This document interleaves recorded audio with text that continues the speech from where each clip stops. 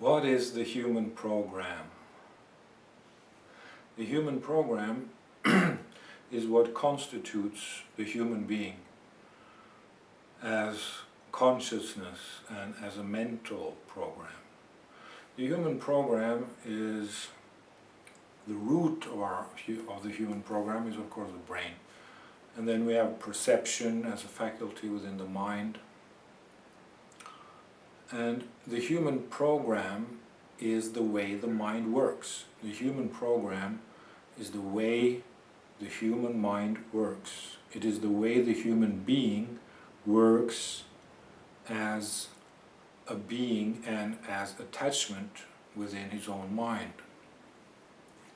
The human program is what constitutes the human being and also what decides how the human being is thinking, how the human being is acting, how the human being is behaving, how the human being is feeling.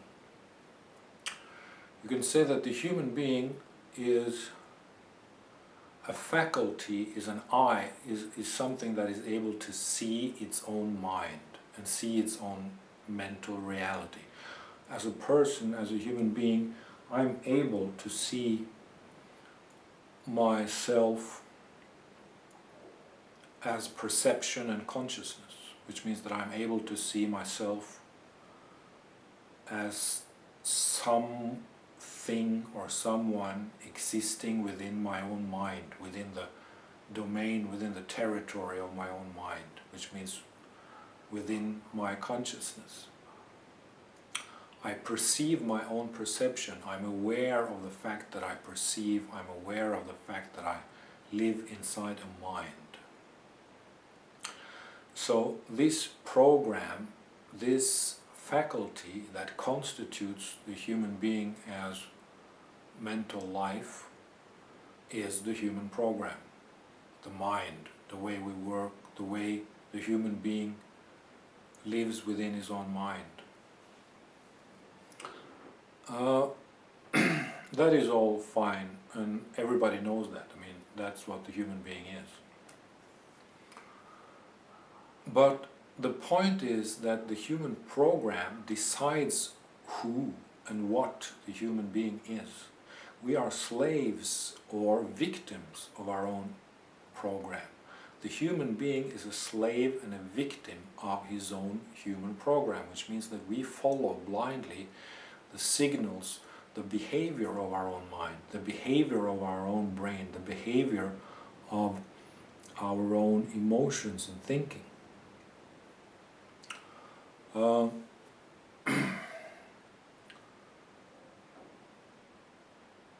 Why is it possible for a scientist to make a mistake in his research? Well, because of attachment. He attaches to language, to a certain language game, so to speak, and he also attaches to his own perspective, and he also attaches to the desired result of his research. So the reason why a scientist can make mistake is because of attachment. I am a person who has the ability to attach to mental phenomena. I am a person, or I am a faculty that is able to attach to mental phenomena. Let's say that this is me, this hand is me, and this is the world. I am able to attach to the world, or I am able to attach to my own thinking, to my own thoughts, to my own emotions, to my own perspective, to my own idea, to my own concept. I am able to attach. I'm also able to let go, fortunately. But the behavior of the human being is attaching to concepts, attaching to ideas, attaching to emotions. And that is the human program. The human program is the attachment, so to speak. It's this is the human being, which is consciousness, perception and mind, awareness. and this is the world or absolutely any phenomenon whatsoever. And because of perception, I can perceive that, and I can also attach to the phenomenon, and then I can conceive, then I can create a conception. So the way that I go from perception to conception is by attachment. I attach to I attach to some aspects of my perception, I attach to what I perceive, and then I create a conception, then I conceive what this perception means.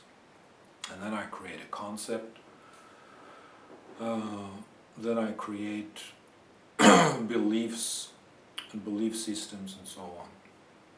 That is the human program, that is how basically the human being works. Perception, conception, or you can say perception, awareness, mind, attachment to perception, attachment to mental phenomena, and then conception, making concepts, and then attachment again to concepts, and then action. Action as a result of our attachment to concepts, because as a result of our attachment to feelings, or as a result of our attachment to ideas or our thinking. That is the human program, more or less. That is the machine inside humanity, inside the human being. And my point is that we are slaves, or we follow blindly this system. And when it comes to terrorism, when it comes to war and conflicts, this is of utmost importance, because every war in human history has been fought because of attachment. If there is no attachment, then you cannot fight, because there is nothing to fight against, nothing to fight for. If you don't attach, you don't believe, and you have no desire for anything, for a certain result. So if you don't attach, there is no conflict. Conflict is because of attachment, because attachment creates concepts and beliefs and perspectives, the way that we think about certain things.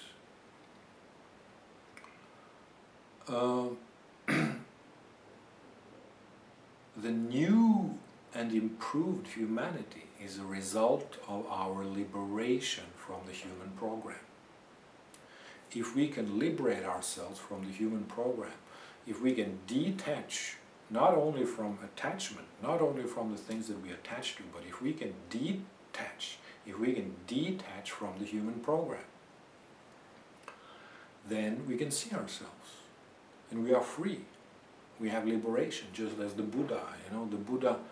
The Buddha wanted liberation for the human being by letting go of desire, which means basically letting go of attachment. But I'm thinking deeper than that. I'm thinking, or maybe more easy, I'm thinking in a more general way.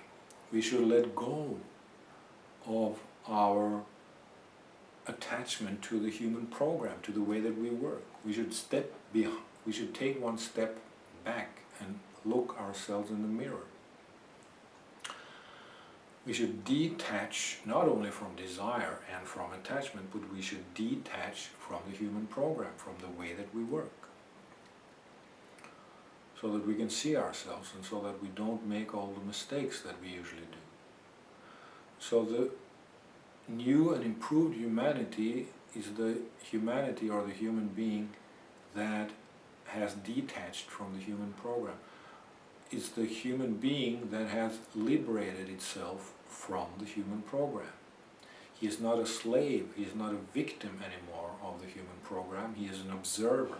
He is one that knows, he is someone that knows what's going on, he is someone who can see the truth, he is someone that can see each phenomenon for what it is.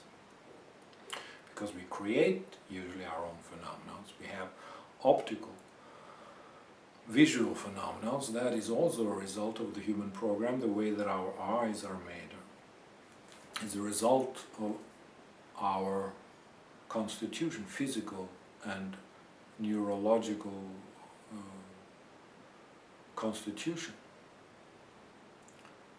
But the thing that we must remember is that if we want to improve and develop, we have to let go.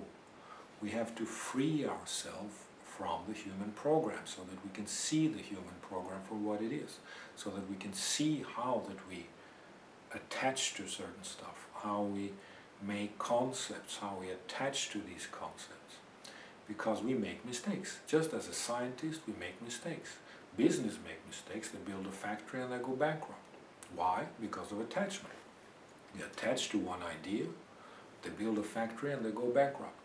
Or if they have better luck, it's a success or it works in a normal way. But because of attachment, everything happens. And you need attachment. I'm not saying that we're going to take attachment away from the human being. I just mean that we need awareness of it. We should see what's going on. So the human program is what decides how we think. The human program is what designs the behavior of the human being. The human program is the program that designs and decides how the human being is living and how his mental life is working, how he attaches, how he detaches, how he experiences the world and how he sees himself. So to see the human program, to see how I think, to understand how I feel, not how I feel, but why I feel the way I feel, why I think the way I think, then suddenly I can start to see the human program. I can see the system, the underlying system that decides and controls my life, the way that I feel, the way that I think. If we can do that, we can do world peace a lot of good. We can do fundamentalism and terrorism. We can give antidote, we can give medicine to the fundamentalist, to the terrorist. Because what we need is self-knowledge. We need introspection. We need to see our own program. We need not only to see ourselves, because what is ourselves? We were just a result of our program. We're just a result of our nature. Basically, there is no self as such. But we need to see ourselves. And this has been the goal since ancient Greece. Know yourself. See yourself. That was the only message, and it's the message still. Know yourself, see yourself, try to see what's going on. Try to understand why you perceive the world as you do. Try to understand why you conceive the way that you do. Try to understand why you attach to concepts in the way that you do. Try to understand why you see yourself and the world in the way that you do in any given moment. So the new humanity and the improved humanity, the developed humanity, is the humanity that can see itself, that can see its own program. If I can see the program that constitutes or creates not only myself and my existence, but also if I can see the program that designs and decides the way that I think and also feel and how I attach to these things, then I have knowledge about myself and about the human being. And then I can be a more appropriate actor in the game of life, in the theater of life, in life on this earth. And we can, with the knowledge of our own human program, we can make our world a better place and a less violent place, and a place not so crowded with human mistakes. And we will be able to control humanity to constitute an appropriate humanity within our possibilities. I mean, we have the possibility, it's possible for us to make an appropriate good humanity that takes care of overpopulation, pollution, economic imbalance, discrimination, ideological warfare, all these things that troubles the world. We have to see not only what we should do in order to improve the world, but we should see the human program. Why is it so that we cannot improve ourselves? Because we are slaves and victims to the program that designs us. So we should see our program, release ourselves from it, liberate ourselves from it, detach from it, and see it for what it is, so that we can become a humanity that has knowledge and awareness of the human program, or the program that controls our life. Thank you.